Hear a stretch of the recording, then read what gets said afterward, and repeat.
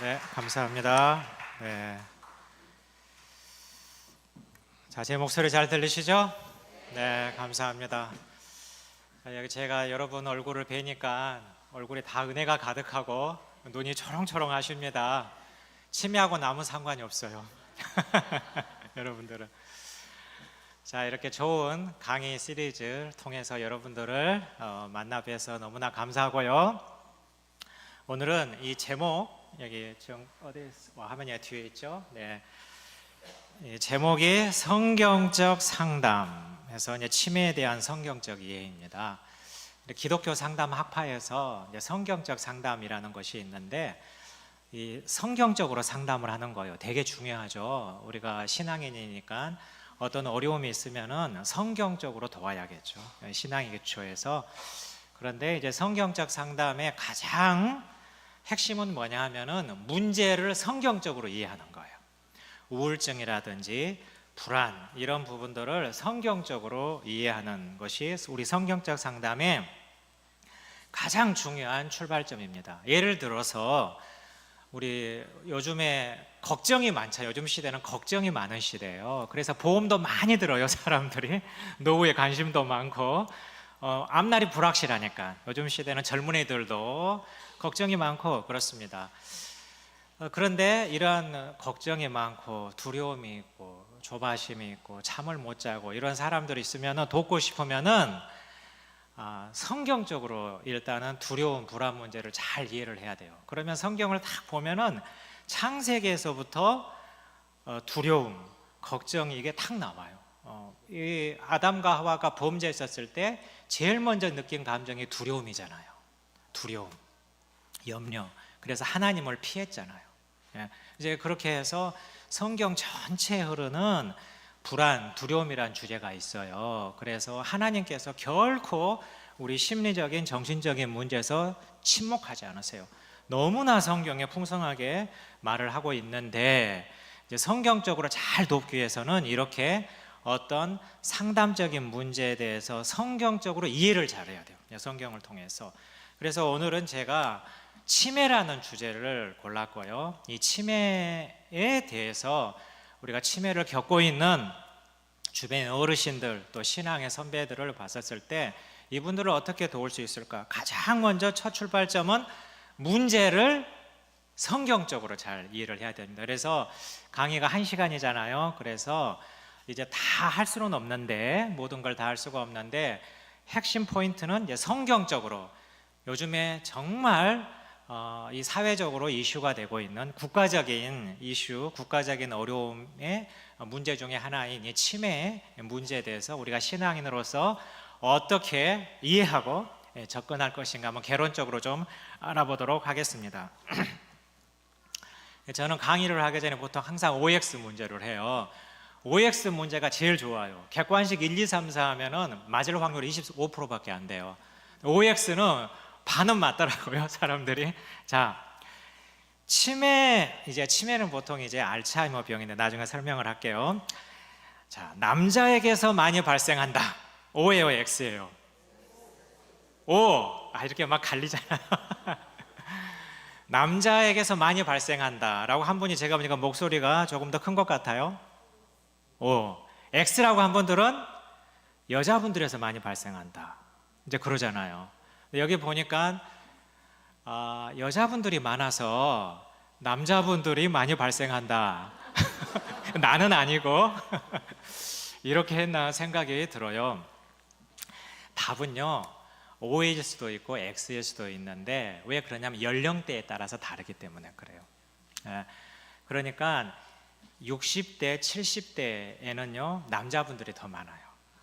남자, 여자, 남자. 그런데 80대 넘어가면은 여자분들이 더 많아요. 왜 80대 넘어가면 여자분들이 많을까요? 살아계셔서. 정말 훌륭하신 분이에요. 남편분들이나 남자분들께서 먼저 하나님께 가셨어요. 알츠하이머를 걸릴 수가 없어요. 남녀 평균 수명이 5살, 6살 차이가 나기 때문에 80대가 아주 중요한 포인트거든요. 그러니까 남자분들은 80대 초반이에요, 기대 수명이. 그렇죠? 여자분들은 80대 중반이 넘어가 버리고, 나중에 설명하겠지만 치매에서 가장 중요한 연령이 80대거든요. 그러니까 근데 60대, 70대 가면은 남자분들이 더 많아요. 술을 많이 드셨다든지, 좀 거칠으셔가지고 머리에 충격이 많다든지, 뭐 이런 여러 가지 음식 조절을 잘못했다든지, 뭐 이런 것들 때문에 이렇게 비율이 나눠집니다. 그래서 여기서 포인트는 연령이 되게 중요하다. 치매에 있어서 이제 그렇게 될 것 같고요. 자, 머리를 자주 다친 적이 있는 사람은 치매에 잘 걸린다. 오, 그렇죠. 예. 왜냐하면은 뭐 한 대, 두 대 이렇게 다치거나 맞거나 충격 이런 것은 괜찮죠. 그렇지만 이게 누적이 되면은 아무래도 충격이 가면은 이제 치매에 걸릴 확률이 높아요. 왜냐하면 뇌세포, 특별히 측두엽에 있는 안쪽에 있는 측두엽에 충격을 받으면은 아무래도 어렵습니다. 그래서 정말 머리는 조심해야 돼요. 머리는 조심해야 됩니다. 미국에서 가장 인기 있는 스포츠가 뭔지 아세요, 여러분? 미식축구죠. 예, 미국에서만 하니까 미식축구예요. 그렇죠? 예, 헬멧 쓰고 아시죠? 헬멧. 그 헬멧을 쓴 이유가 머리에 충격이 크기 때문에. 이 미식축구는 머리로 공격도 하고 머리로 수비도 하고 정말 어떻게 보면 신사적인 스포츠가 전혀 아니죠. 보기만 해도 정말 아프겠다, 힘들겠다 하는데 미식축구 선수들이 은퇴를 하잖아요. 그러면 40대 때 가장 많이 고통받는 것 중에 하나가 치매예요. 뇌출혈로 일어나. 그러니까 운동할 때는 그걸 잘 몰랐어요. 그런데 커리어가 끝나고 이제 은퇴를 한 다음에 그러한 이 운동을 할 때 다쳤었던 충격이 가해져서 있었던 그 증상들이 치매, 뇌출혈이라든지 치매 이런 걸로 해서 이제 나타나는 것이에요. 그래서 뭐 기억 문제도 있지만은 또 이런 큰 충격에 의해서 뇌 문제가 있는 분들은 성격이 조금 변해요. 그래가지고 자살 충동도 많아요. 그래서 자살한 경우도 꽤 많아요. 통계적으로 보면은요. 교통사고 당했었을 때도 뇌를 다치잖아요. 그러면 여러 증상들이 나타나. 처음엔 잘 모르잖아요. 뇌를 다친 건 처음엔 잘 몰라요. 잘 안 나오니까. 그래서 그런데 뇌를 크게 다친 분들 또 이제 별로 처음에는 괜찮은 것 같은 나중에 자세히 관찰해 보면은 약간 성격적으로 이상해지고 좀 조급해지고 이런 부분들이 있을 수가 있어요. 그런 것은 뇌를 다쳤기 때문에. 이 뇌라는 것은 다른 신체의 모든 부분들은요, 이 뼈하고 연결되어 있어요. 그렇잖아요. 근육이라든지 뼈로 연결되어 있어요. 뇌만 그렇게 안 되어 있어요. 그러니까 뇌는 어떻게 되냐면은 이 뼈에 담겨 있는 거예요. 담겨 있어요. 이렇게 약간 흔들리는 거예요. 이렇게. 그래서 이렇게 심하게 흔들잖아요. 그러면은 우리도 모르게 어떤 문제가 발생할 수 있어요. 그런데 교통사고가 대표적이네요. 크게 충격을 받아 흔들리잖아요. 엑스레이는 잘 안 나오는데, CT 스캔에는 안 나오는데 뭔가가 흔들려서 문제가 있을 수 있다. 이제 그렇기 때문에 그렇습니다. 그래서 머리를 자주 다친 것은 좋지 않다. 그래서 여러분들이 이거 항상 조심하면 좋겠고요. 또 제가 강의할 때 영화 이야기를 많이 해요. 다 좋아해요. 영화 이야기. 그래서 문화적이기 때문에. 그래서 이 알츠하이머 병은요, 영화에서도 많이 언급이 돼요. 이 치매에 관련된 거는. 여기 왼쪽에 보면 스틸 앨리스라는 영화가 있어요. 이 아카데미 여우 주연상을 받았어요. 줄리아 무어라는 아주 훌륭한 배우가. 이 영화는 이제 한국에서도 2005년도에 개봉이 되었던 영화예요. 그런데 약간 이제 뭐 부수고 때리고 뭐 히어로가 안 나오기 때문에 흥행해서 아주 크게 성공하지는 않았는데 아주 훌륭한 영화인데, 여러 가지 것 중에서 이 훌륭하다고 우리가 많이 비평가들이라든지 전문가들이 말하는 게 치매, 그러니까 특히 이제 알츠하이머 병이 어떻게 이 사람을 증상이 나타나는가, 그 사람에게서 이것을 아주 잘 표현을 했어요. 연기를 너무나 실감나게 잘 해가지고 이제 콜롬비아 대학교의 언어학 교수가 갑자기 이제 유전성 치매를 이제 겪고 난 다음에 이제 이 어떻게 그의 삶이 변하고 가족들이 대응하고 이런 부분들을 너무 잘 표현하고 있는 영화예요. 여기 이제 중요한 건 여기 스틸 앨리스에서 나오는 알츠하이머 치매는 유전성이에요. 그래서 유전자 검사를 하잖아요. 그럼 유전성 치매는 여러분들이 알 수가 있어요. 예측할 수가 있어요. 그래서 이 스트리앨리스가 이제 엄마니까 자식들이 3명이 있었는데요. 자녀들이 본인이 이제 유전성 치매에 걸렸기 때문에 대부분의 의사들은 자녀들도 한번 검사해봐라 옵션을 줘요. 3명의 자녀들에게. 네, 2명은 검사했지만 1명은 거부해요. 두렵죠. 네, 두려워서. 그래서 나는 증상이 나타나면은 내가 감당하겠다. 그러나 지금부터 알고 싶지는 않다. 이제 이런 선택의 기로에 있는 이런 장면들도 나와요. 여러분 중간에 있는 내 머릿속의 지우개 영화 아세요? 아시죠? 예. 이거는 이 영화는 그냥 재밌는 영화예요. 로맨틱. 증상을 잘 말을 해주기보다는 로맨틱 영화로 한국하고 일본에서 히트쳤는데 알츠하이머 병인데 어떤 알츠하이머 병이냐면은 조발성, 빨리 나타나는 20대도 나타날 수 있는 이것도 유전성. 이것에 대해서 이제 좀 경각심을 갖게 만든 영화이고요. 그대를 사랑합니다라는 거는 이제 우리 일상에서 볼 수 있는 흔한 치매 환자들에 대해서 그린 거예요. 어르신들. 그래서 어떻게 대응을 하고 또 어떻게 가족들이 대응을 하고 이제 이런 부분들에 대해서 대표적으로 나오는 영화예요. 여러분이 드라마라든지 영화라든지 보면은 치매 관련돼서 간접적으로 또 직접적으로 나오는 경우를 많이 볼 수가 있습니다. 제가 이렇게 영화 관련돼서 주제를 말하는 이유는 그만큼 우리 삶에 아주 자주 볼 수 있는 이 어려움 중에 하나라는 것입니다. 훌륭한 이제 우리가 생각해 볼 수 있는 주제라는 것입니다. 자, 이 치매, 제가 오늘 이 시간에 다루려고 하는 치매 주제는 사실은 알츠하이머 병이라는 거예요. 나중에 설명을 할게요. 치매 했었을 때 알츠하이머 병이 대부분이에요. 사실은 노화에 의해서. 여기 노화와 알츠하이머 있잖아요. 여기 보면은 이 사진이 있잖아요. 이 남자분 혹시 누군지 아시겠어요? 레이건 대통령이죠. 여러분은 시사 상식이 아주 훌륭한 분들이에요. 젊은 애들한테 물어보면요, 우리 신대원 감이 안 온 애들도 있어요. 자기 세대만 알잖아요. 벌써 몇십 년 전에 미국의 대통령이지 않습니까? 미국의 역대 대통령 중에서 가장 존경을 받는 대통령 중에 한 분이 레이건 대통령. 특히 최근에 대통령 중에서 레이건 대통령만큼 존경을 받는 분이 사실은 없어요. 이 레이건 대통령 때 소련이 망했잖아요. 레이건 대통령이 소련과 경쟁을 해가지고 레이건 대통령이 소련을 망하게 했어요. 그래서 공산권이 해체되게 했어요. 그러니까 여러 가지 업적 중에 하나가 있는데 이렇게 대단한 업적을 가진 훌륭한 분인데 이분이 사실은 알츠하이머 병에 이제 대통령 퇴임하고 걸리셨어요. 진단을 받았어요. 그래서 알츠하이머 병에 걸렸었을 때 성명서를 발표했어요. 내 삶도 이제 저물어 가고 있어. 그러나 미국의 앞날은 새벽과 같이 항상 밝을 것입니다. 이렇게 이 성명서를 냈는데 수백만 명의 미국의 알츠하이머 병의 환자의 저도 일부가 되었습니다. 이렇게 이제 받아들이는 이제 성명서를 냈어요. 오른쪽에 있는 그 사진은 이제 그 낸시 레이건 영부인과 이제 함께 있을 때 사진 찍는 장면인데요. 이때는 이 그 사모님 영부인을 알아보지 못했어요. 그렇지만 이제 마지막까지 이제 낸시 여사가 끝까지 이제 자리를 지켰죠. 그래서 이제 보통 이제 알츠하이머 병에 이제 걸리고 이제 퇴임하고 이러면은 대중들에게서 사라지거든요. 전혀 이렇게 나타나지 않는데 레이건 대통령은 조금 달랐어요. 가끔씩 사진도 나오고 근황도 나오고 이렇게 되었습니다.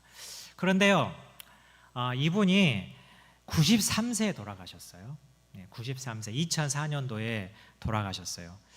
그리고 83세, 그러니까 돌아가시기 10년 전에 공식 진단을 받으셨어요. 그러니까 알츠하이머 병을 80대 초반에 진단을 받으셨는데 10년을 사셨다는 거죠. 이게 중요한 포인트예요. 그러니까 치매 진단을 받으셔도 평균 10년은 사세요. 일반적으로. 그리고 80대요.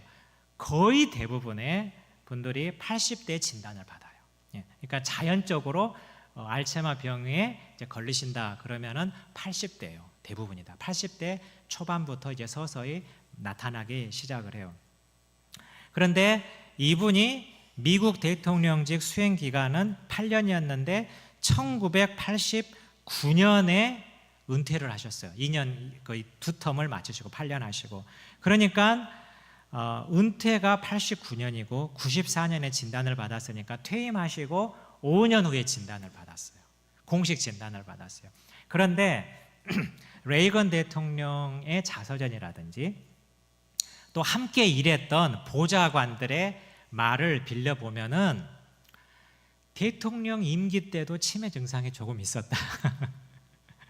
특히 마지막 때, 이제 두 번째 임기 때 보면은 가끔씩 잊으시고 또 뭔가 좀 약간 헛소리도 하시고 이런 게 있었는데 아무렇지도 않았다. 대통령 그 직무를 수행하는데 전혀 어려움이 없이 아주 훌륭하게 마쳤다라는 거예요. 그러니까 이것은 무엇을 시사하고 있냐면요, 노화와 관련된 치매는 정말 점진적으로 나타나고 초기 이럴 때에도 거의 사실은 잘 주변 아주 가까운 사람 있지 않는 한은 잘 모르고요, 일상생활 하는데 거의 별 어려움이 없어요.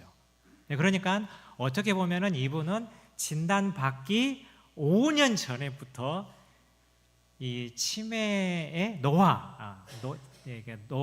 노인성 치매가 이미 점진적으로 이미 진행이 되고 있었다는 걸 알 수가 있죠. 그러면은 15년 이상을 사신 거잖아요.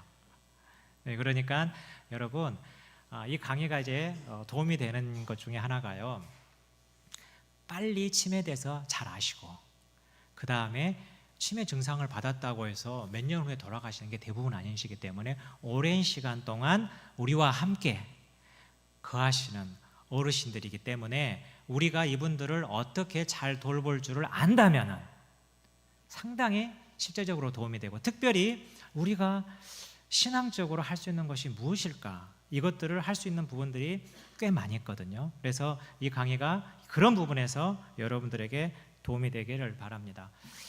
자, 이제 이 강의는 두 개로 크게 나눠져 있어요. 여러분 강의 안에도 나와 있듯이 첫째가 알츠하이머 병을 이해하는 거예요. 이 치매의 대부분을 차지하는 알츠하이머 병을 이해하고, 두 번째는 성경적으로 이해해서 어떻게 우리가 대응할까, 이 두 개로 나눠져 있습니다. 자, 강의 안하고 이 PPT 여기하고 똑같아요, 내용이. 그러니까 강의 안을 안 보셔도 돼요. 저만 보면 돼요. 집중하고 잘 이해하시고 은혜 받고 그 다음에 집에 돌아가셔서 강의하는 복습 차원에서 하시면 돼요. 자, 이 첫째, 인간의 뇌와 기억에 관한 것이에요. 우리 뇌는 약 1000억 개의 뇌세포가 셀 수가 없다는 거예요. 뇌세포가. 그런데 이 뇌세포가 가만히 있는 게 아니라 계속 신호를 주고받으면서 소통을 해요. 소통을 해요. 그래서 이 신호를 전달을 해요. 그 뇌와 뇌가. 그래서 이 서로 소통함으로 기억, 감정, 말, 행동을 포함한 인간 활동을 조정 및 통제해요. 하나님의 여러 창조물이 있고 또 인간이라는 그 하나님의 창조물이 정말 놀라운 건데, 그 중에 뇌의 창조는요, 이거는 하나님이 아니고는 할 수 없다. 이거를 느끼게 해주는, 정말 깨닫게 해주는 것이에요. 놀라운 하나님의 창조물이에요. 시편에서도 보면은 139편에 주께서 내 내장을 지으시며 나의 모태에서 나를 만드셨나이다. 내가 주께 감사하오면 나를 지으심이 심히 기묘하심이라. 주께서 하시는 일이 기이함을 내 영혼이 잘 아나이다. 영어로 보면은 wonderfully, 그리고 fearfully, 놀랍고 그리고 두려울 정도로 너무 완벽하게 만들어졌다는 거예요. 이거는 다윗이 본인을 봤었을 때 그런 것이고, 과학적으로 봤었을 때도 뇌의 영역은 아직까지도 신비해요. 지금은 우리 의학 중에서 뇌과학이 첨단을 걷고 있어요, 여러분. 지금 뇌과학, 우리 뇌에 대한 이 의학이 최첨단을 걷고 있고, 여러분 AI 아시죠? 인공지능, 이것도 뇌과학에서 나온 거예요. 사람이 어떻게 이해하고 배워가는 과정을 과학자들이 연구를 했어요. 그래서 이걸 적용한 게 뭐냐면은 AI예요. 사람이 학습하는 것 같이 기계가 학습하도록 프로그램을 짠 게 AI예요. 그러니까 AI의 원조도 하나님이 만드신 뇌라는 거예요. 그런데 과학자들도 그렇고 아직도 뇌에 대해서 모르는 것이 더 많다는 거예요. 뇌에 대해서 모르는 게 더 많아요. 이렇게 정말 놀랍게 만들어진 우리의 뇌가 이제 우리가 나이가 들고 노화가 진행이 되면서 뇌의 완벽성에 문제가 발생을 해요. 신체도 마찬가지듯이 특히 기억에 관련된 부분에서 문제가 생기는 여러 가지 뇌의 기능 중에서 기억에 대해서요. 그 다음에 이제 치매와 알츠하이머병의 차이에 대해서 알아볼게요. 그러니까 제가 이제 치매 강의를 했는데 또 알츠하이머병이라고 말을 하잖아요. 그래서 이 차이가 뭘까? 치매는 영어로 디멘시아라고 해요. 이거는 뭐냐면 기억력을 포함한 여러 가지 인지 능력을 상실하는 뇌 기능의 저하와 관련된 증상들을 말해요. 병이 아니에요. 치매는 증상들의 모임이에요. 그러니까 뇌 기능에 문제가 있다. 생각하는 거, 기억하는 거 이런 부분에 문제가 있다. 그런 증상이 있다 그러면 다 우리가 치매로 보는 거예요. 그러니까 예를 들어서 이런 뇌졸중 여러분 아시죠? 뇌출혈 이런 것들도 후유증이 치매로 나타나져요. 생각이 잘 안 나고 기억에 문제가 생기고 인지 문제가 생기고 이제 이런 뇌출혈 이런 부분들에 있어서 증상은 치매가 또 될 수 있는 거예요. 그래서 치매라는 것은 증상을 말한다는 거예요. 주요 문제들은 기억력, 소통, 집중력 또 잘 보이지 않는 것 이런 것들이 다 포함이 되는 것이 다 뇌의 기능이에요. 그런데 이 치매 증상을 유발하는 여러 가지 질병, 문제들 중에서 알츠하이머 병이라는 게 있어요. 그 알츠하이머 병이 전체 치매 환자의 50에서 70%를 차지해요. 우리나라에서는 70%가 넘어요. 우리나라는. 이제 그 이유는 뭐냐면은 아무래도 우리나라 분들은 건강 관리를 하시니까 뭐 충격이라든지 사고라든지 이런 부분들이 다른 나라에 비해서는 좀 낮아요. 대신에 노화, 또 평균 수명이 우리나라가 뭐 우리 세계에서 탑 5에 들잖아요. 그러니까 아무래도 수명이 이게 길다 보니까 노화에 의한 치매가 많은 거예요. 그게 알츠하이머 병이에요. 그러니까 우리에게 있어서 많이 알아야 될 게 치매 중에서 알츠하이머 병이라는 것이 우리나라 분들에게 있어서 이제 치매로서 이제 알츠하이머 병은 점진적이고 퇴행적이에요. 점진적이라는 것은 아까 레이건 대통령 제가 예를 들었죠. 아주 서서히 나타나요. 그래서 저같이 알츠하이머 병이라든지 이런 데서 공부를 한 사람 외에는 그냥 보통 사람 그냥 지나가요. 보통 지나가요. 그래서 제가 어떤 가족하고 이야기를 할 때 보면은 저희 할머니가 명절 때 가다 보면은 한 말을 또 하고 물어본 거 질문을 또 하고요. 다른 건 다 괜찮으신데 제가 그랬어요. 아이한테 말 안 하고 그 어머니한테 제가 봤었을 때는 연세를 이제 물어보고 이제 연세가 어느 정도 되죠. 80이 넘으셨으니까 자세히 한번 관찰해 보세요. 그리고 말하실 필요는 없고 한번 가족들이 이거에 대해서 관찰하고 준비는 하고 있을 필요가 있습니다. 제가 이렇게 넌지시 말을 했어요. 몇 년 후에 진단 받으셨어요. 알츠하이머로서. 그러니까 점진적이라서 잘 몰라요. 그리고 괜찮아요. 막 여러분이 조사할 필요 없어요. 어머니 좀 이상하시죠. 이러면은 쉼이 어려워져요, 가정이. 그러니까 그냥 관찰만 하시면 돼요. 처음에는. 퇴행적이다. 그 말은 퇴행이다란 뭐냐면은요, 더 이상 좋아지지 않는다는 거예요. 퇴행이란 뜻은 좋아지지는 않고 점점 악화되는 것만 남아 있어요. 속도의 차이예요. 단기 기억 상실. 그러니까 가까운 이름이라든지 물건을 어디에 놔뒀다든지 이런 것들 있죠. 날짜라든지 이런 것을 기억 못하는 것부터 시작해서 나중에 혼란, 조울증, 언어장애, 장기 기억 상실 등으로 이게 발전을 해요. 이게 악화된다는 것이요. 그 다음에 뇌혈관성 치매, 뭐 뇌졸중 있죠. 이런 이제 그 안에서 이제 피가 터지는 이제 이런 것들도 치매 증상을 유발한다고 제가 말했죠. 파킨슨병도 처음에는 근육에 문제가 오지만은 중증으로 넘어가면은 이제 뇌에 문제가 생겨서 치매 증상이 나타나요. 우리나라의 치매와 관련된 정보들을 여러분이 노력만 하면은 많이 얻을 수가 있어요.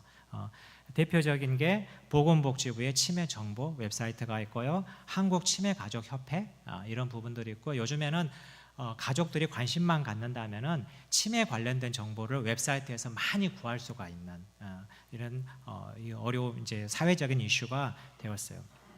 알츠하이머 병은요, 이 치매 중에서 어떻게 발생하는지를 한번 잠깐 알아볼게요. 발생은 어떻게 하냐면은 뇌세포 내부와 외부에 있는, 그러니까 뇌세포 뉴런이라고 정말 보이지 않는 그 뇌세포의 안과 밖에, 그러니까 뇌세포 사이에요. 사이사이에 특정 단백질에, 그러니까 아밀로이드 단백질이라고 하는데 수치가 높아 뇌세포가 건강을 유지하거나 서로 소통하는 것에 문제가 생기는 거예요. 여기 그림 보이죠? 그러면 왼쪽은 정상이에요.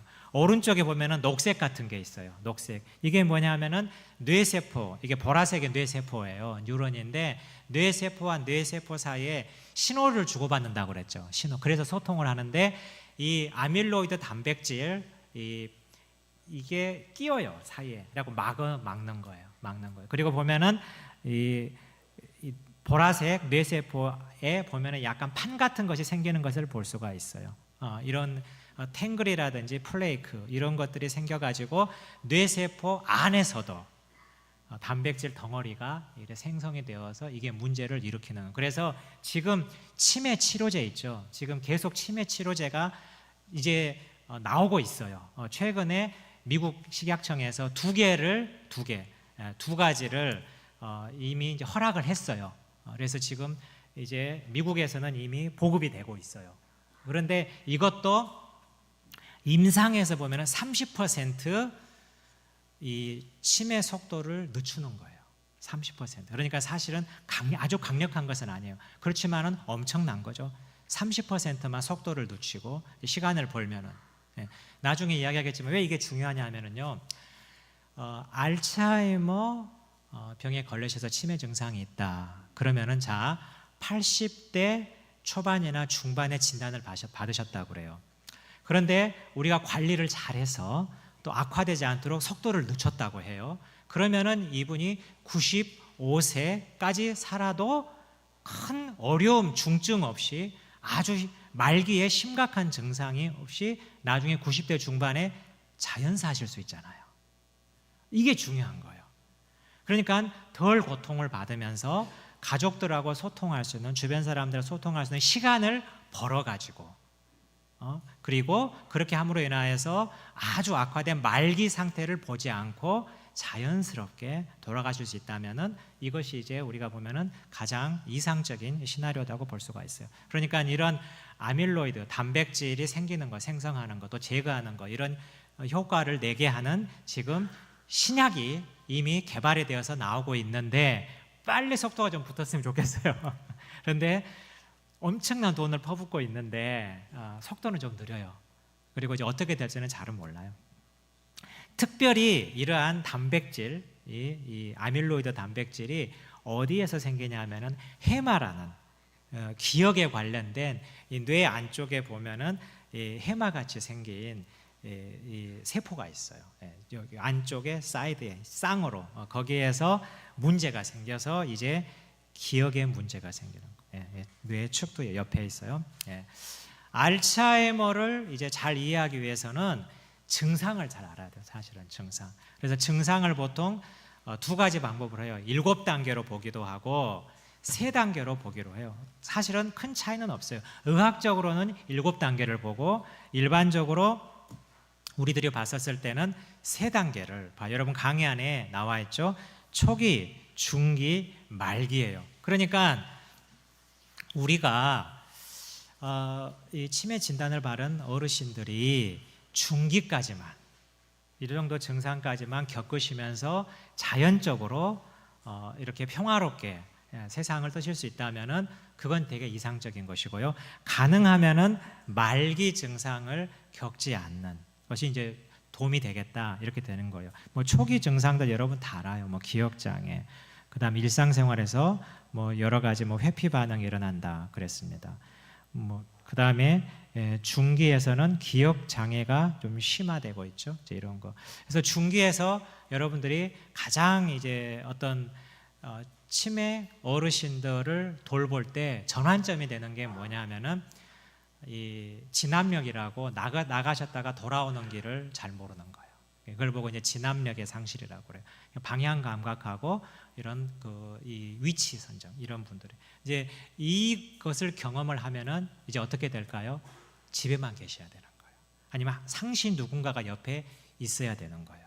그래서 이제 이런 어려움을 겪게 되면은 이제 가족들이 고민을 많이 하게 돼요. 이제 우리가 어떻게 돌볼까? 뭐 요양원에 보내셔야 되느냐? 아니면 가족 집안에 모신다면은 어떤 식으로 모시는 여러 가지 방법이 있어요. CCTV를 단다든지 문을 잠궈 놓는다든지 뭐 어떤 이제 이렇게 진압력에 문제가 생기면은 거의 국가에서 지원을 받게 돼요.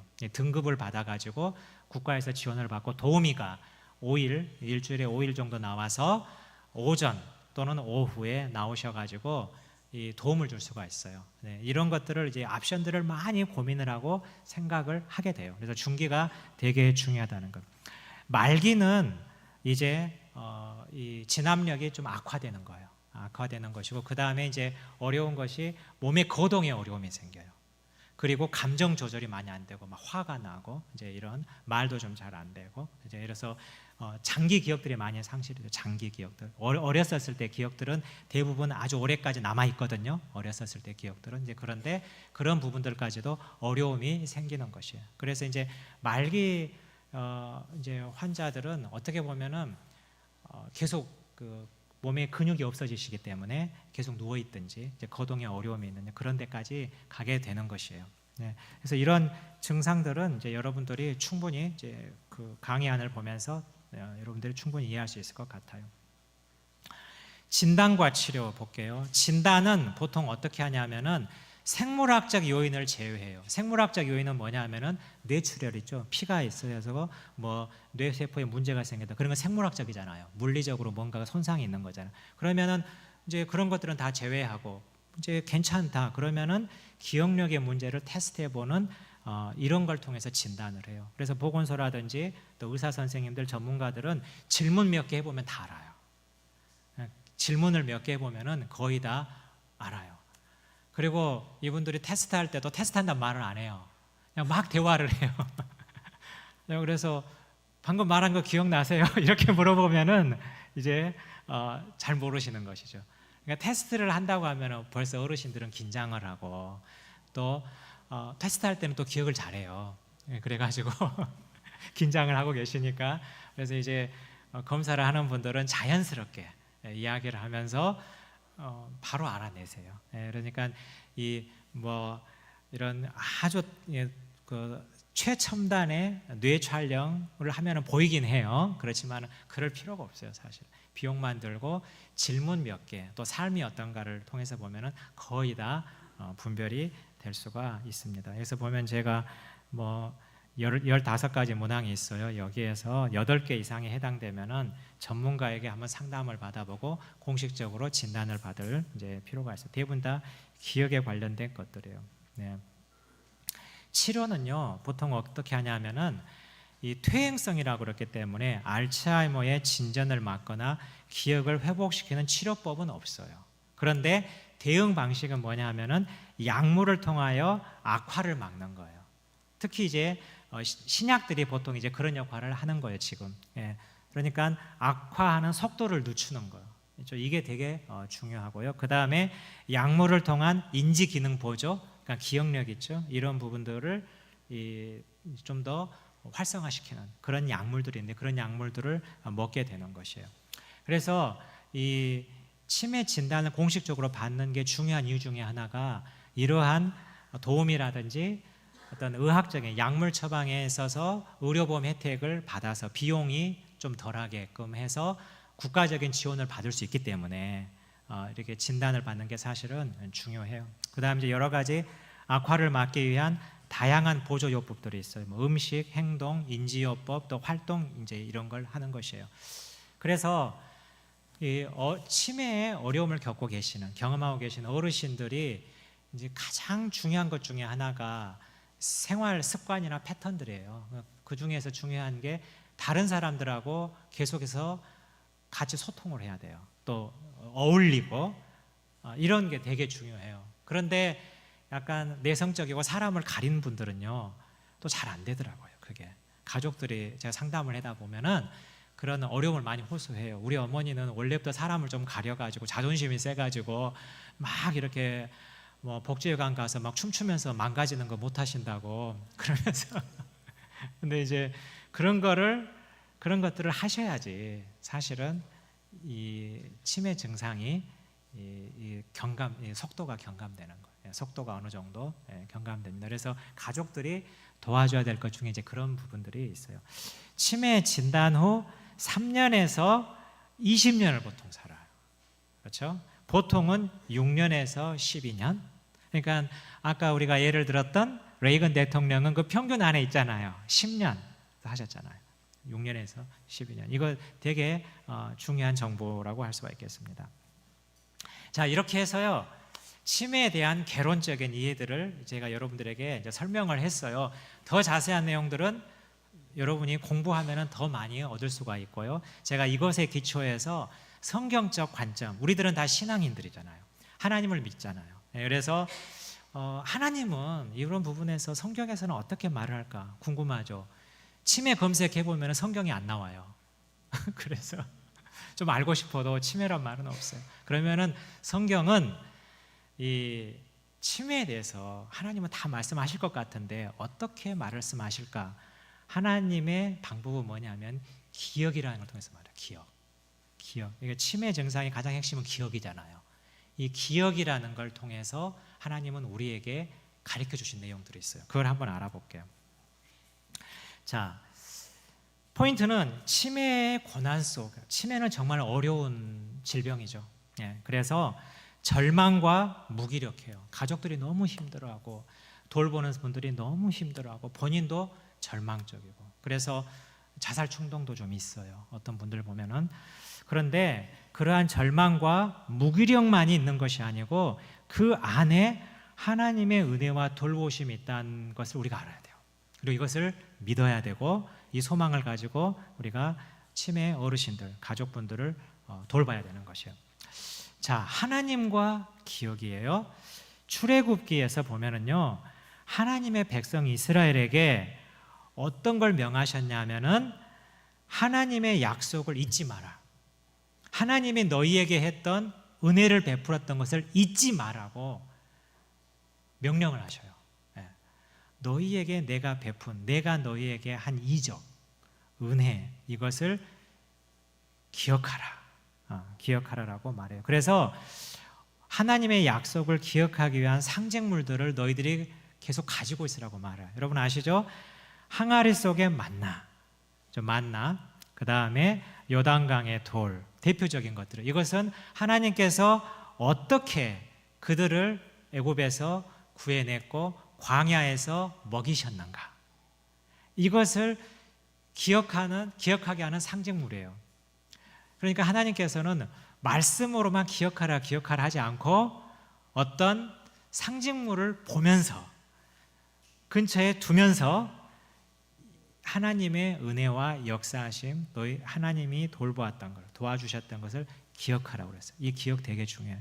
그래서 이제 나중에 제가 설명을 하겠지만은 우리 주변에 어르신들, 우리 어머니나 아버님이 조금 요즘에 치매 증상이 있으신 것 같다 그러면은요, 제일 먼저 해야 될 게 뭐냐면은 우리 엄마 아빠가 하나님의 은혜를 교회 다니시면서 많이 받으셨는데 이것을 기억할 수 있게끔 하는 어떤 물건들, 상징물들, 이런 것들은 뭐가 있을까? 우리 엄마 아빠가 좋아했던 게 뭐가 있을까? 그것들을 생각을 하고 하나님이 이스라엘에게 명한 것 같이 여러분들도 이제부터 수집을 해야 돼요. 뭐 사진 같은 거 있죠. 그리고 뭐 음악 같은 거, 또 이야기들, 또 상징물들 있잖아요. 물건들, 교회, 특히 이제 교회 공동체에서 받았던 뭐 상품들, 이런 걸 가지고 계속해서 그런 것들을 보면서 이야기를 하는 거예요. 이렇게 이제 자주. 그러면은 그런 신앙의 상징물들이 오랫동안 기억에 남고, 거의 다 기억이 상실된다 할지라도 그 음악을 듣잖아요. 찬양을 듣거나 사진을 보거나, 그리고 이야기를 그냥 여러분이 말만 하면은 한번 딱 캐치할 때가 있어요. 딱 클릭이 될 때가 있어요. 그러면은 또 그걸 기억해내는 경우가 많이 있어요. 그래서 저는 이 치매 어르신 있는 가족들 상담을 할 때 자주 앉는 거실이라든지 이런 데에 이 사진들 있죠. 사진들 앞에다 놓고, 그 다음에 비디오 돌아가게 만들어 놓고, 찬송도, 요즘엔 찬송도 이 블루투스 스피커는 명령만 하면 알아서 찬송 틀어줘요. 그러니까 그런 부분들을 잘 편집을 해가지고 녹음을 해가지고 놔둬라. 정말 좋아요. 이제 이런 것들을 지금 하라고 이미 이스라엘에게 하나님께서 명령을 했어요. 그러면 명령하면 우리는 순종해야겠죠. 이스라엘도 순종을 했어요. 약속의 땅 가나안에서도 그래서 기억하라 이렇게 했어요. 그런데 이 위험과 위기에 있었을 때 이스라엘은 쉽게 잊어버렸어요. 여러분 그렇죠? 그래서 우상도 숭배하고 그렇게 했잖아요. 그러니까 결과는 뭐냐 하면은 하나님의 약속을 잊어버리잖아요. 그러면은 불평과 불만이 생길 수밖에 없어요. 왜? 현실이 힘드니까요. 절망과 무기력이 있으니까요. 치매 어르신들을 섬길 때도 마찬가지예요. 그 절망과 위기, 어려움만 보면은요, 무기력, 그리고 불평, 불만, 이런 것들이 생길 수밖에 없어요. 어렵잖아요. 한때 우리 사회 문제 중에서 치매 어르신을 돌보다가 가족들이 막 어려움에 처하고 막 집단으로 뭐 극단적인 선택을 하기도 하고, 이런 것들이 뉴스에 나왔어요. 그만큼 현실적으로는 어려운 경우가 있을 수가 있어요. 하나님을 믿는 사람들도 그럴 수가 있는데, 우리가 하나님의 은혜, 약속이 잊혀져 가면은 우리 모두도 다 그렇게 될 가능성이 많아요. 하나님께서 미리 이렇게 말씀을 하시는 거예요. 치매의 위기 가운데 당사자와 가족들은 하나님의 신실함을 망각하고 좌절하지만 하나님은 그의 약속을 기억하고 지켜요. 이게 되게 중요한 거예요. 중요한 건요, 우리가 뭔가를 잊어버리고 기억하지 못한다.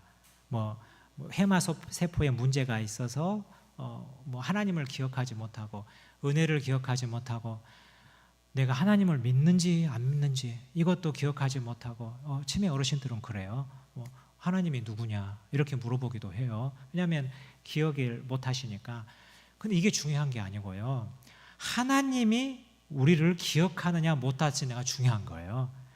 이게 이제 육체적으로 이 연약한 세포가 문제가 생겼기 때문에 기억 못하는 것은 사실은 어떤 생리적인 현상이에요. 그건 피할 수가 없는 거예요. 중요한 것은 우리는 약해져서 잊어버릴 수가 있지만은 하나님은 잊지 않는다는 거예요.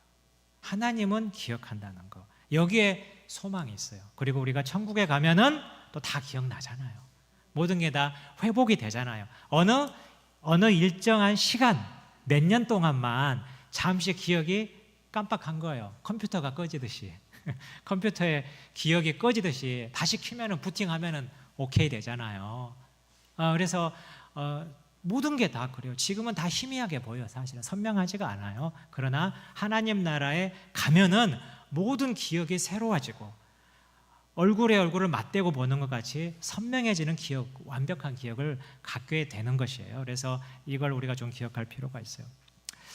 노화로 인한 4번, 뇌 손상 때문에 생기는 망각을 개선하기 위해서 지금 우리가 할 수 있는 것은 없지만 우리는 하나님의 약속과 신실함을 기억하기 위해서 할 수 있는 것들이 있어요. 그래서 몇 가지 것들을 이제 우리가 실천을 해보는데, 그래서 이제 방법으로 이제 하나님의 은혜를 우리가 어떻게 기억할까 한번 볼게요. 약간 이제 이 초기, 중기 또는 중기에서 우리가 많이 해볼 수 있는 것들이요. 최근의 기억들은 잘 기억을 못해요. 사실은 이름이라든지 방금 만났던 사람이라든지 말했던 것들, 열쇠, 지갑 놔둔 장소, 가스밸브 잠금, 아침 식사, 약 먹는 것, 이런 것들 많이 놓치세요. 예. 이제 중기가 좀 넘어가면은요. 중기가 넘어가면은.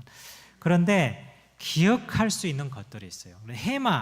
이러한 해마 세포가 하지 않는 그러한 이 기억력이 또 안에가 있어요. 이제 그것을 우리가 두 개로 보면은 과정 기억하고 감정 기억이라는 게 있어요. 과정 기억하고. 과정 기억은 뭐냐면은 과거에 했던 익숙한 행동들로서 이 사고가 특별히 필요 없는 행동들이에요. 예를 들어서 자전거 타는 법이라든지 노래하는 것들이에요. 자전거를 탔던 분들한테 자전거에 타고 올려놓잖아요. 그러면은 타고 가세요. 몸이 기억하고 있어요.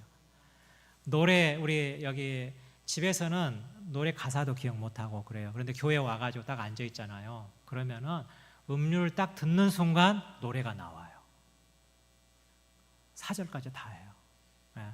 그래서 제가 이제 명절 때 저희 친척 어르신들 이제 중에 이제 할머니 이제 치매로 고생한 분이 계세요. 제가 그래서 인사드리러 이제 갔었을 때 이제 아무것도 안 하고 있는 거예요. 치매 어르신이 이제 뭐 기억을 못 하니까. 그래서 제가 그랬어요. 우리 화투나 칩시다. 제가 그랬어요. 왜냐하면 그분이 제가 알기로는 화투를 잘 치셨거든요. 화투 한번 해봅시다. 그래서 화투를 쳤어요. 그래서 모여서 뭐 손주들 뭐 잘 못 치니까 따라서 하고 막 이렇게 몇 명이 붙어서 했는데 그 할머니가 1등 했어요. 할머니가 다 이겼어요. 이렇게 이런 것들을 뭐라고 하냐면은요, 이 과정 기억이라고 해요. 그런데 이 과정 기억을 이제 몸이 기억을 하면서 이 가지고 있는 기억력도 살아나요. 조금 깜빡이야 이게 클릭이 딱 돼가지고 연결이 돼가지고. 그러니까 여기서 이제 찬송 할 때 보잖아요. 그러면은 얼굴이 조금 밝아져요. 찬양할 때 보면은 가정에서도 그래요. 찬송할 때 얼굴이 좀 밝아지고 그 다음에 기억이 조금 나고 이제 약간 이제 그 전등이 이제 기억의 전등이 이제 들어오는 것들이에요. 그러니까 제가 아까 그랬죠. 과정 기억력을 우리가 잘 하나님께서 남겨준 은혜예요. 이것도. 그러니까 이 찬양을 많이 지금부터 어르신들하고 좋아하는 찬송을 계속 부르고 연결시켜주고 또 운동 같은 것들도 하고 이제 이렇게 하면은 이 인지적인 기능 외에 몸이 기억하는 거 또 음률이 기억하는 거 이런 것들이 있다는 것이요. 그 다음에 감정 기억이라는 것이 있어요. 예를 들어서 이런 거예요.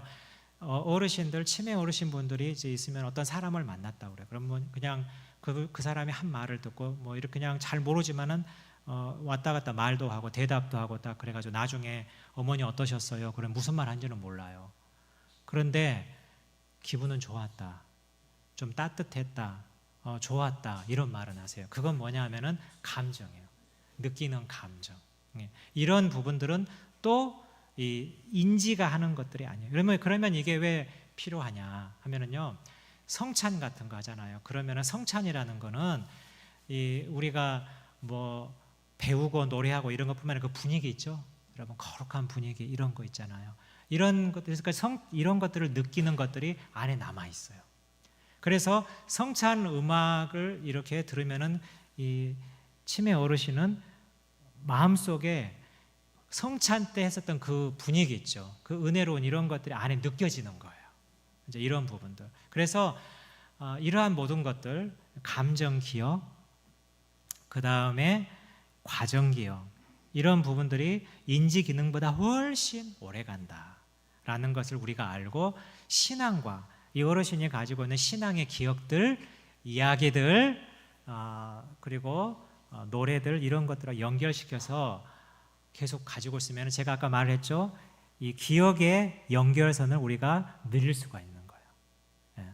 그래서 가족들하고 접촉점을 최대한대로 장기간 우리가 유지할 수 있는 것이에요. 여기 강의 안에는 안 나왔는데 과정 기억에 이제 음악과 가사를 이제 기억한다고 해서 미국에 이제 HBO라고 케이블 텔레비전이 있는데 거기에서 이제 그 알츠하이머 프로젝트를 한 방송 프로그램이 있는데 어떤 내용이 나오냐 하면 우디 가이스트라고 81살의 노인이에요. 14년 차 알츠하이머병으로 고생하고 있는 분인데 이분이 이제 어떤 노래 부르는 클럽 모임에서 있었는데 처음에 그 장소에 갔었을 때는 어디로 가는지도 몰라요. 누구를 만난 아무도 기억 못해요. 그런데 음악이 탁 나오니까 이분이 끝까지 노래를 다 부르는 장면이 나와요, 비디오에. 그래서 여기 잠깐 볼게요. 제가 링크가 잘 안 돼가지고 한번 이게 링크가 되는지 한번 해볼게요. 아마 안 될 것 같은데. 되네? 되네요. 되네요. 좋은 교회예요. 잠깐. 여기는 안 되네. 제 컴퓨터에서는 되는데. 잠깐요. FN F4로 한번 해볼까? 안 될 것 같아요. 아니에요? 네. 되는데 잠깐만 꺼져 버렸네요. 이거 잘 하려다가 꺼졌어요. 잠깐만요. 이게 목사님 오셔가지고 여기 안 되네요. 네, 됐습니다. 제가 여기는 됐고요. 요즘 링크가 잘 안 되더라고요. 그런데 특별한 건 아니고요. 제가 설명한 내용대로 다 나오는 거예요. 정말 이 우디 가이스트라는 사람이 이 친구들하고 노래 부르는 장면이 나와요. 네. 제가 이제 어느 비디오를 보니까요, 찬송을 하는데 4절까지 다 불러요. 기억을 하는데 되게 참 은혜로운 것이죠. 그래서 이제 우리가 적용을 해보면은 함께하는 찬양은 과정 기억과 감정 기억을 다 활성화해요. 그러니까 여러분들이 돌볼 때 이러한 이 과정 기억, 감정 기억을 이용해서 돌보시면 좋다 이겁니다. 그 다음에 그래서요, 과거에 하나님의 은혜와 신앙생활에 관한 기억들과 감정들이 있다는 걸 아시고, 특별히 주기도문 외울 때, 찬송할 때, 과거의 신앙의 사건, 성찬, 수련회, 부흥회 이런 걸 떠올릴 수 있는 사진들, 상징물들 이런 것들을 다 모아야 돼요. 여러분들은 모아가지고 배치를 해놓고 정리를 해놓고 지금부터 이제 가정예배 드릴 때라든지 만날 때 이걸 딱 앨범이라든지 이런 걸 꺼내가지고 지금부터 그 스토리, 이야기들을 나눠요. 아시겠죠? 그러면 이게 계속해서 이걸 반복하면은 이게 연결점이 되어가지고 가족들과 또 하나님과의 은혜, 이런 연결점으로 계속 우리가 활용할 수가 있다는 것이에요. 그래서 비록 알츠하이머라는 어려움 속에서도 소중한 과거의 기억들을 남겨놓는 하나님의 은혜가 있어요. 이거 절망만 있는 게 아니라는 거예요. 하나님의 은혜가, 이것은 불신자들에게는 찾아볼 수 없는 거예요. 우리 신자들만 가질 수 있는 통로고 하나님의 유익한 선물이에요. 그리고 우리에게 무슨 일이 일어나더라도 하나님은 우리를 잊지 않으신다는 거예요. 이게 중요해요. 우리는 사실은 그 전에도 좀 하나님 은혜 많이 있고 또 순종하지 않고 또 상실할 때도 있잖아요. 기억력이 잘 안 될 때도 있어요. 근데 하나님은 그렇지 않다는 거예요. 중요한 건 우리 하나님이 우리를 기억하고 계신다는 거예요. 끝까지. 자, 그 다음에 이제 가족들을 위한 조언을 제가 잠깐 해볼게요. 중요한 것은 개입의 시기 결정과 돌봄의 부담을 나누는 지혜예요. 이제 진단을 받잖아요. 그리고 아까 제가 이야기했던 진압력, 밖으로 나가셨는데 못 돌아오신다. 그러면은 이제 어떻게 하면은 우리 부모님, 엄마 아빠를 우리가 지혜롭게 돌볼까, 이 부분들을 좀 생각을 해야 되고요. 이제 이렇게 위해서 이제 가족들이 함께 모여서 자녀들이 회의를 잘해야 돼요.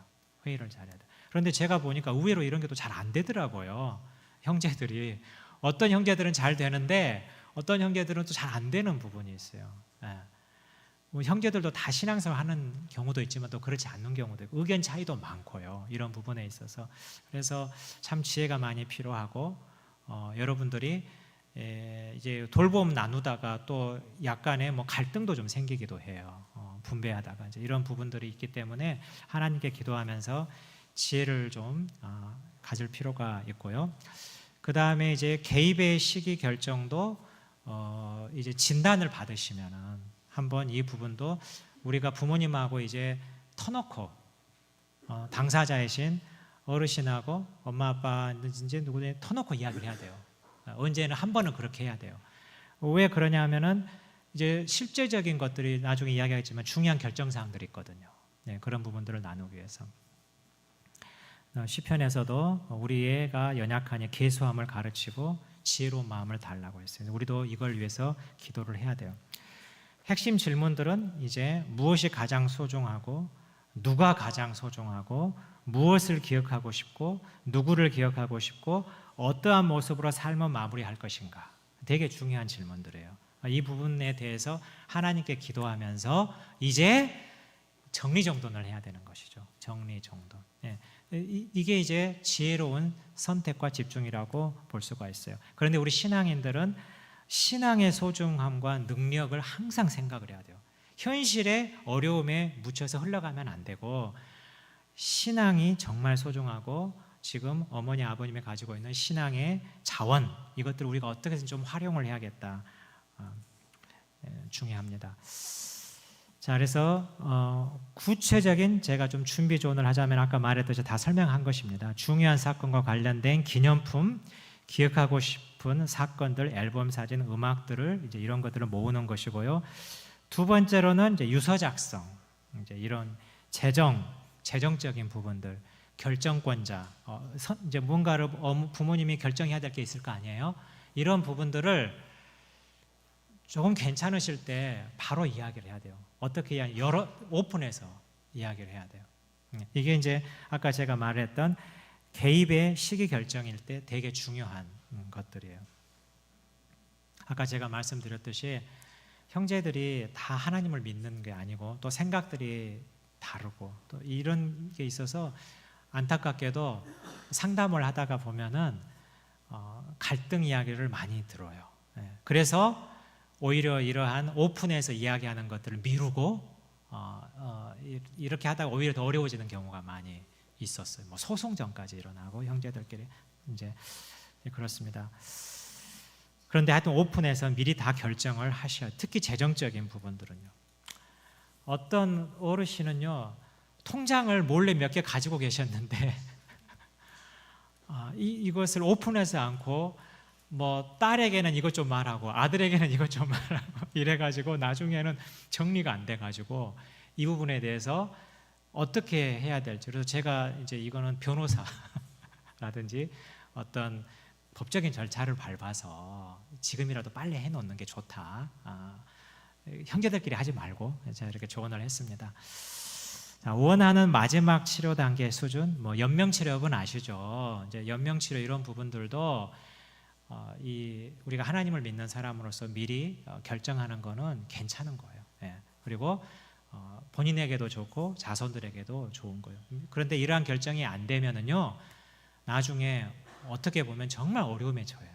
어떻게 결정을 못 하는 거죠. 왜냐하면은 당사자가 의식불명이기 때문에 어떻게 할 수도, 의사도 못 해요. 이런 부분들에 대해서. 그래서 그런 부분들을 좀 준비할 필요가 있다는 것이요. 다섯 번째, 한번 돌봄의 분배라고 하는데요. 알츠하이머는 아주 복잡한 병이고 어려운 병이죠. 그러나 돌봄의 원리는 사실은 간단해요. 여러 가지 것들, 특히 이제 외롭게 홀로 지내지 않도록 하는 게 중요해요. 외롭게 홀로 지내지 않도록. 그래서 뭐 프로그램들이 있어요. 복지회관이라든지 이런 프로그램들. 그리고 교회에 가능하면 자주 나오셔. 할 수 있으면 예배에 참석하고, 여러분이 부끄러워하지 마시고 이 성도들과 인사도 하고, 또 교회가 어떤 프로그램을 가지고 있으면 참 좋아요. 시니어 프로그램들을. 그래서 외롭게 홀로 지내지 않고 교회 생활의 일부가 될 수 있도록. 이제 그 연세가 들면은 중년 때 정말 교회 열심히 섬겼던 분들도 안타까운 경우는 교회 공동체에서 잊혀지기도 하더라고요. 이제 힘도 없고 또 에너지도 없고 이러다 보니까 이제, 그런데 그런 스토리들은 약간 좀 슬픈 이야기인 것 같아요. 그래서 이제 교회가 이런 부분들에 대해서 신경을 쓰면은 좋을 것 같습니다. 역시 함께 해주고 예배에 참여할 수 있도록. 그다음에 네 번째가 좀 중요한데요. 현실적으로 혼자 다 하고 있지 않은지 다른 친척들이나 친구들과 조금이라도 나눌 수 있도록 해야 돼요. 그러니까 형제들끼리도 다들 공평하게 나누지 않더라고요. 제가 보니까 너가 좀 가까이 사니까 너가 다 해라. 분위기가 너가 좀 시간이 있으니까 뭐 드문 경우지만 이런 경우도 보게 되고, 형편에 따라서 해야 되잖아요. 우리는 다 서울에 있으니까, 너가 옆에 있으니까 이런 식으로. 그러면 시간이 나면은 대신에 다른 형제들은 다른 부분에서 기여할 수 있는 거겠죠. 이런 부분들은 알아서 형제들이 하겠지 이렇게 하면 안 하더라고요. 그러니까 오픈해서 어떻게 우리가 우리 부모님을 돌보는데 어떤 부분에서 나누어서 기여를 할 건지 이것들도 회의를 해야 돼요. 모여서 맑은 정신으로 회의를 해야 됩니다. 왜냐하면은 혼자 어떤 사람이 독박을 쓴다고 그러잖아요. 이렇게 돌보면은 언젠가 반드시 부작용이 일어나요. 예. 우울해져요.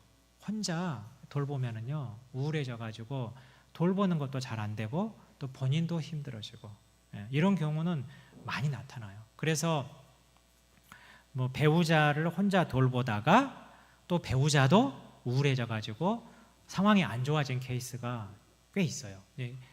물론 이제 형편이 전혀 안 되고 상황에 따라 다르죠. 그렇지만은 상황이 허락하는 상황에서 여건에서 하여튼 돌봄의 부담은 나누는 게 정말 지혜로운 것이고요.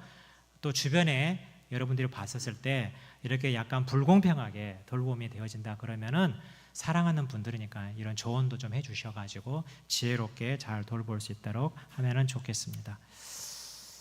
자, 이제 기억을 개발하고 지속시키는 것이 아니라 순간순간의 믿음의 상징들과 이야기들을 기억하는 목적의 대화를 하는 게 좋아요. 그러니까 치매 어르신들한테 손주가 왔는데 얘 기억나세요? 이렇게 물어보면은 그냥 지그시 웃기만 하세요. 답을 못 하시니까. 이제 그런 것들은 이제 약간 난처하게 하는 질문들이에요. 그러니까 뭔가를 기억시키게 하려고 하는 게 아니고 그냥 들으시든지 안 들으시든지 이야기만 하면 돼요.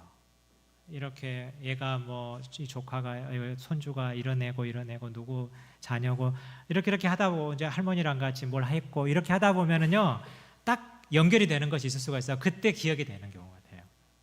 예, 따라가면 돼요. 대화를 따라가는. 예, 그래서 순간순간의 믿음의 상징들 또 이야기들을 기억하는 그런 목적의 대화가 필요하다.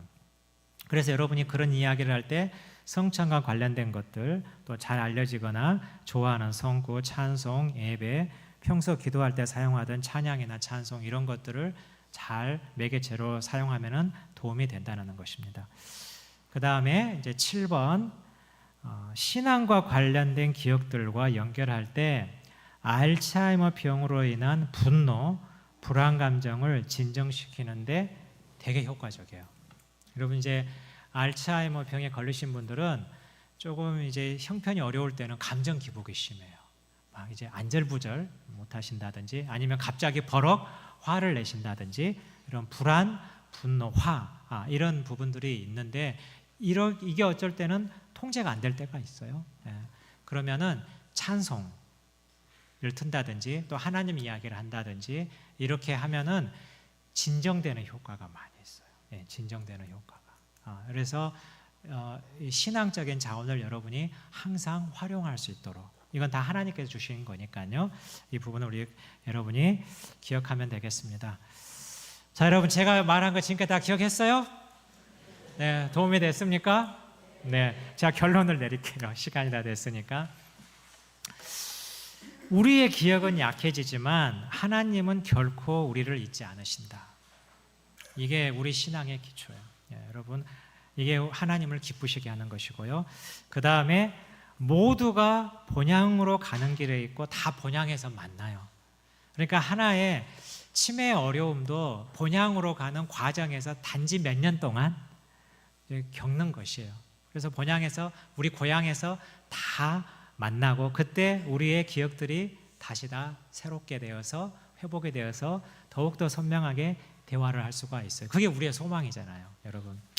시편 90편에 보면은요, 주여 주는 대대에 우리의 거처가 되셨나이다 했어요. 대대는 뭐냐면 영어로 보면은 all generation, 모든 세대. 우리 주님은 우리의 세대뿐만 아니라 우리 세대의 하나님뿐만 아니라 우리의 거처뿐만 아니라 우리의 어머니, 우리의 할머니, 할아버지, 윗세대까지 다 하나님의 거처가 되셨어요. 그러니까 모든 세대에 하나님이라는 것이에요. 그래서 우리가 어르신들, 치매 어르신들 돌볼 때도 우리가 세대가 연결되는 관점에서 하나님이 보고 계시다는 거, 그렇죠? 딱 나누어서 보는 게 아니고 모든 세대에 하나님이라는 걸 아시고 그 안에서 소망을 갖기를 바랍니다. 아멘. 자, 이상 강의 마치겠습니다. 자, 제가 기도하고 마칠까요? 네, 자, 기도하고 마치겠습니다. 우리의 소망이 되시며 우리의 영원한 거처가 되시는 우리 하나님 아버지, 오늘 주일 예배 잘 마치고 은혜롭게 마치고 또 우리 치매라는 주제를 가지고 하나님의 은혜에 대해서 나누었습니다. 하나님, 우리의 삶이 살면서 여러 가지 어려움을 겪게 되는데 우리가 그럴 때 좌절하고 또 절망 가운데 낙심하는 것이 아니라 이럴 때일수록 우리의 소망이 되시는 하나님을 바라보고 또 그 과정 가운데 하나님의 은혜와 돌보심, 인도하심을 다시 한번 되새겨서 우리의 신앙의 날로 날로 새롭게 될 수 있도록 여기 모이신 모든 분들을 기억하시고 축복하여 주시옵소서. 모든 걸 감사드렸고 우리 주 예수 그리스도 이름으로 기도드립니다. 아멘. 네, 우리 강의